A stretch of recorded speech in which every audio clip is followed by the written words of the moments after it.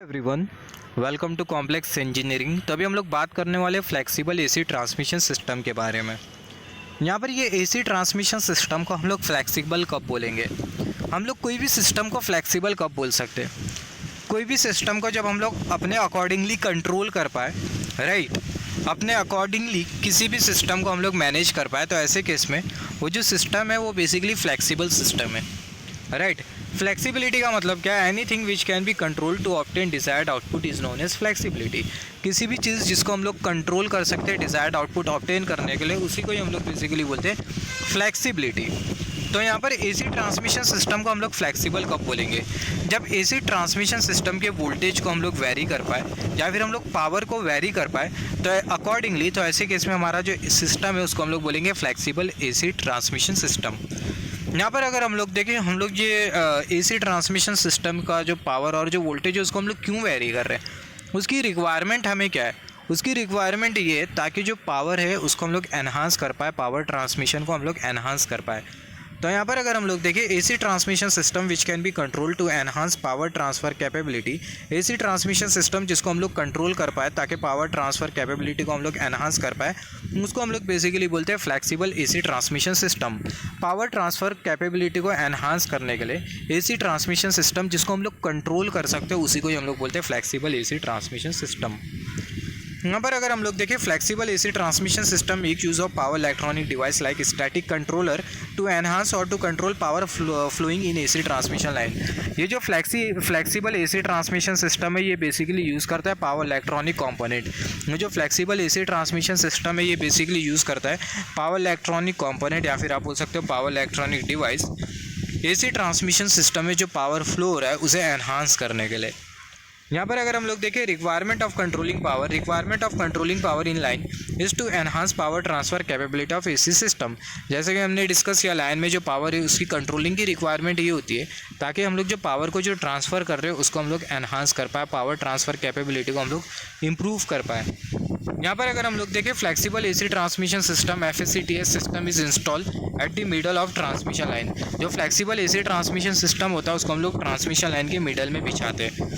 यहाँ पर अगर हम लोग देखें फ्लेक्सिबल एसी ट्रांसमिशन सिस्टम ये इसलिए पॉसिबल हो पाया क्योंकि हमारे पास है पावर इलेक्ट्रॉनिक डिवाइस। अगर हमारे पास पावर इलेक्ट्रॉनिक डिवाइस नहीं होता तो ऐसे केस में हमारे पास FACTS system flexible AC transmission system नहीं होता। और यहाँ पर अगर हम लोग देखें फ्लेक्सिबल एसी ट्रांसमिशन सिस्टम में हम लोग यूज़ कर रहे हैं पावर इलेक्ट्रॉनिक। ऑब्वियसली ये जो पावर इलेक्ट्रॉनिक डिवाइस होगे वो क्या प्रोड्यूस करेंगे? हार्मोनिक्स प्रोड्यूस करेंगे। तो यही रीज़न की वजह से जो FACTS सिस्टम होता है इसमें हमें बेसिकली मिलता है हार्मोनिक्स। ये जो हार्मोनिक्स होते हैं इसे हमें क्या करना होता है? इसे हमें फ़िल्टर करना होता है। तो ये जो FACTS सिस्टम है यहाँ से हमने समझा फ्लेक्सिबल एसी ट्रांसमिशन सिस्टम क्या होता है। कोई एसी ट्रांसमिशन सिस्टम जिसमें हम लोग पावर को कंट्रोल कर पाए ताकि पावर ट्रांसफ़र कैपेबिलिटी को एनहांस कर पाए, इसी को ही हम लोग बेसिकली बोलते हैं AC transmission system, flexible AC transmission system. तो यहाँ पर अगर हम लोग देखें, जैसे कि हमने डिस्कस किया था, यहाँ पर अगर हम लोग देखें flexible AC transmission system power electronic device का यूज़ करता है और स्टैटिक कंट्रोलर का यूज़ करता है। अभी स्टैटिक कंट्रोलर क्या हो गया? स्टैटिक कंट्रोलर मतलब हो गया कैपेसिटर हो गया, इंडक्टर हो गया, इसको हम लोग बेसिकली बोलते हैं स्टैटिक कंट्रोलर। तो जो FACTS सिस्टम होता है फ्लेक्सिबल एसी ट्रांसमिशन सिस्टम, इसमें हमें अलग अलग कंपोनेंट मिलते हैं। जैसे कि थायरिस्टर कंट्रोल रिएक्टर हो गया, थायरिस्टर स्विच रिएक्टर हो गया, थायरिस्टर स्विच कैपेसिटर हो गया, फिर उसके बाद FCTCR हो गया, स्टैटिक VR कंपनसेटर हो गया। तो ये अलग अलग कंपोनेंट के बारे में अभी हम लोग बात करेंगे। तो सबसे पहले बात कर लेते हैं थायरिस्टर कंट्रोल रिएक्टर के बारे में। नाम से पता चल रहा है थायरिस्टर कंट्रोल रिएक्टर, जो रिएक्टर होगा उसको हम लोग कंट्रोल करेंगे with the help of thyristor.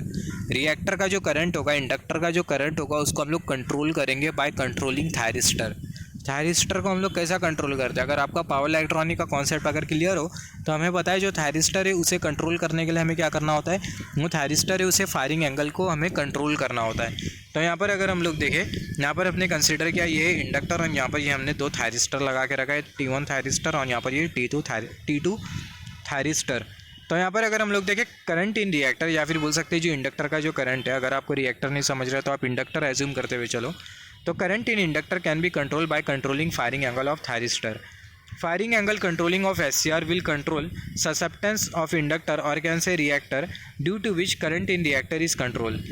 In thyristor control method we make inductor as a variable inductor. तो यहाँ पर ये थायरिस्टर कंट्रोल मेथड में हम लोग क्या करते हैं, ये जो इंडक्टर का जो करंट है, ये थायरिस्टर कंट्रोल रिएक्टर मेथड में हम लोग क्या करते हैं, जो रिएक्टर का जो करंट है उसको हम लोग कंट्रोल करते हैं by controlling the firing angle of thyristor, right. Firing angle क्या होता है, अल्फा। जिस एंगल पर थायरिस्टर कंडक्ट करने लगे उसी को हम लोग बेसिकली बोलते हैं फायरिंग एंगल। तो यहाँ पर अगर हम लोग देखें थायरिस्टर कंट्रोल रिएक्टर मेथड में हम लोग क्या करते हैं, फिर ये thyristor control reactor not method, thyristor control reactor ये एक ऐसा कंपोनेंट होता है जिसमें हम लोग क्या करते हैं, जो इंडक्टर का जो करंट होता है उसको हम लोग कंट्रोल करते हैं by varying the firing angle of SCR। हम लोग ऐसा भी बोल सकते हैं थायरिस्टर कंट्रोल रिएक्टर में हम लोग क्या कर रहे हैं, जो इंडक्टर है उसको हम लोग वेरिएबल इंडक्टर में कन्वर्ट कर रहे हैं, जिसका करंट हम लोग वेरी कर पा रहे हैं। सिमिलरली दूसरे कंपोनेंट के बारे में बात कर लेते हैं। दूसरा जो कंपोनेंट है वो है थायरिस्टर स्विच रिएक्टर। अब ये थायरिस्टर स्विच रिएक्टर में क्या होगा, नाम से पता चल रहा है, अगेन थायरिस्टर स्विच रिएक्टर। यहाँ पर ये जो रिएक्टर है उसके करंट को कंट्रोल करने के लिए हम लोग क्या करेंगे, जो थायरिस्टर होगा उसको हम लोग एज अ स्विच यूज़ करेंगे। थायरिस्टर को हम लोग एज अ स्विच यूज़ करेंगे और जो थायरिस्टर है उसका ऑन टाइम ऑफ टाइम हम लोग वेरी करेंगे, जिसके वजह से होगा क्या, जो इंडक्टर का जो करंट होगा वो कंट्रोल होगा। तो यहाँ पर अगर हम लोग देखें by using thyristor switch reactor का यूज़ करते हुए we can control switching time, या फिर बोल सकते हैं ऑन और ऑफ टाइम। जो थायरिस्टर है उसका हम लोग on time of time control करते हैं। स्टेटमेंट हमें क्या बोल रहा है, bye using thyristor switch reactor का यूज़ करते हुए हम लोग कंट्रोल करेंगे स्विचिंग ऑन ऑफ थायरिस्टर का हम लोग कंट्रोल करेंगे, ऑन ऑफ टाइम हम लोग कंट्रोल करेंगे थायरिस्टर का, या फिर हम लोग बोल सकते हैं जो थायरिस्टर की जो स्विचिंग है उसको हम लोग कंट्रोल करेंगे। By switching of thyristor current in reactor is control. ये थायरिस्टर की जो स्विचिंग होगी उसको हम लोग क्या करेंगे, कंट्रोल करेंगे, जिसके वजह से होगा क्या, जो रिएक्टर का जो करंट होगा वो कंट्रोल होगा। Note that by thyristor switch reactor we control switching of reactor, we do not control firing angle of thyristor. तो यहाँ पर ये थायरिस्टर स्विच रिएक्टर से हमने क्या समझा, थायरिस्टर स्विच रिएक्टर से, इसमें थायरिस्टर स्विच रिएक्टर में हम लोग क्या करते हैं, जो थायरिस्टर है उसको हम लोग एज अ स्विच यूज़ करते हैं और जो थायरिस्टर की जो स्विचिंग होती है उसको हम लोग कंट्रोल करते हैं, और थायरिस्टर की स्विचिंग को कंट्रोल करते हुए जो रिएक्टर का जो करंट होता है उसको हम लोग बेसिकली कंट्रोल कर रहे होते हैं। थायरिस्टर स्विच रिएक्टर में जो थायरिस्टर है उसका जो फायरिंग एंगल है उसको हम लोग बिल्कुल भी कंट्रोल नहीं करते हैं। सिमिलरली तीसरे कंपोनेंट के बारे में बात कर लेते हैं, थायरिस्टर स्विच कैपेसिटर। तो थायरिस्टर स्विच कैपेसिटर हमें कुछ इस तरीके से मिलेगा। यहाँ पर ये डॉटेड बॉक्स में हमें जो सर्किट जो दिखाई दे रही है उसको हम लोग बोलते हैं थायरिस्टर वॉल्व, और यहाँ पर ये कैपेसिटर, यहाँ पर ये हमने लगा के रखा है सर्ज लिमिटिंग रिएक्टर। ये करेगा क्या, सर्ज को लिमिट करने का काम करेगा। इससे पहले हमने बात किया था सर्ज का मतलब क्या होता है, जो वोल्टेज में जो इंक्रीमेंट होता है, सडन इंक्रीमेंट, उसी को हम लोग बोलते हैं सर्ज वोल्टेज। यहाँ पर अगर हम लोग देखें जो थायरिस्टर वॉल्व हमने जो कंसिडर किया है वो क्या करेगा, thyristor valve will allow and block of current flow. ये जो थायरिस्टर वॉल्व होगा वो करंट के फ्लो को अलाउ करेगा और ब्लॉक करेगा, मतलब ये ऐसा स्विच के तौर पर काम करेगा।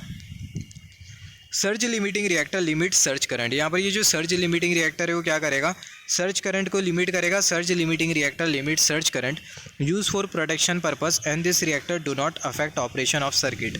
यहाँ पर ये जो सर्ज लिमिटिंग रिएक्टर है, जैसे कि हमने डिस्कस किया था, ओवर वोल्टेज से प्रोटेक्ट करेगा। एक्चुअली ओवर वोल्टेज नहीं, ये बेसिकली ओवर करंट से प्रोटेक्ट करेगा, सर्ज करंट से प्रोटेक्ट करेगा। यहाँ पर ये जो सर्ज लिमिटिंग रिएक्टर है वो सर्ज करंट से हमें सर्किट को प्रोटेक्ट करेगा, और ये बेसिकली प्रोटेक्शन पर्पस के लिए लगाया गया है। और ये जो सर्ज लिमिटिंग करंट रिएक्टर है उसका किसी भी तरीके का इफेक्ट नहीं होता सर्किट के ऊपर, या फिर हम लोग बोल सकते हैं ये सर्किट पर कुछ इफेक्ट नहीं डालता है। तो जो सर्ज लिमिटिंग रिएक्टर है वो सर्ज करंट को लिमिट करेगा, जो कि प्रोटेक्शन पर्पस के लिए यूज़ किया गया है, और ये जो रिएक्टर है वो सर्किट के ऑपरेशन पर कुछ इफेक्ट नहीं डालता। When SCR remain on, capacitor gets connected and when SCR is off, then capacitor gets disconnected। तो जब SCR ऑन स्टेट में होगा तो जो कैपेसिटर होगा कनेक्ट हो जाएगा, और जब हमारा SCR ऑफ स्टेट में होगा तो ऐसे केस में जो कैपेसिटर होगा क्या हो जाएगा, डिसकनेक्ट हो जाएगा। जब SCR ऑन होगा तो कैपेसिटर कनेक्ट हो जाएगा, और जब SCR ऑफ होगा तो जो कैपेसिटर होगा डिसकनेक्ट हो जाएगा इन थायरिस्टर स्विच कैपेसिटर। तो जो थायरिस्टर स्विच कैपेसिटर है वो कैपेसिटर को कनेक्ट करने को और डिसकनेक्ट करने का काम करता है। और यहाँ पर अगेन हमने यहाँ पर देखा थायरिस्टर एज अ स्विच है, जो थायरिस्टर होगा उसको हम लोग स्विच के तौर पर यूज़ करेंगे, जिसकी वजह से कैपेसिटर कनेक्ट होगा और डिसकनेक्ट होगा। जब थायरिस्टर ऑन स्टेट में होगा तो कैपेसिटर कनेक्ट होगा, और जब थायरिस्टर ऑफ स्टेट में होगा तो जो कैपेसिटर है वो डिसकनेक्ट होगा। जैसे कि हमने डिस्कस किया, जब SCR ऑन होगा तो जो कैपेसिटर होगा कनेक्ट होगा, SCR जब ऑन होगा तो कैपेसिटर कनेक्ट होगा, और जब SCR ऑफ होगा तो जो कैपेसिटर है वो क्या होगा, डिसकनेक्ट होगा। तो थायरिस्टर स्विच कैपेसिटर में थायरिस्टर को हम लोग स्विच के तौर पर यूज़ करेंगे और कैपेसिटर को कनेक्ट और डिसकनेक्ट करेंगे। जब थायरिस्टर ऑन होगा तो कैपेसिटर कनेक्ट होगा और जब थायरिस्टर ऑफ होगा तो जो कैपेसिटर है वो डिसकनेक्ट होगा। सिमिलरली अगर हम लोग देखें पाँचवा वाला जो कंपोनेंट है वो है F C T C R है क्या?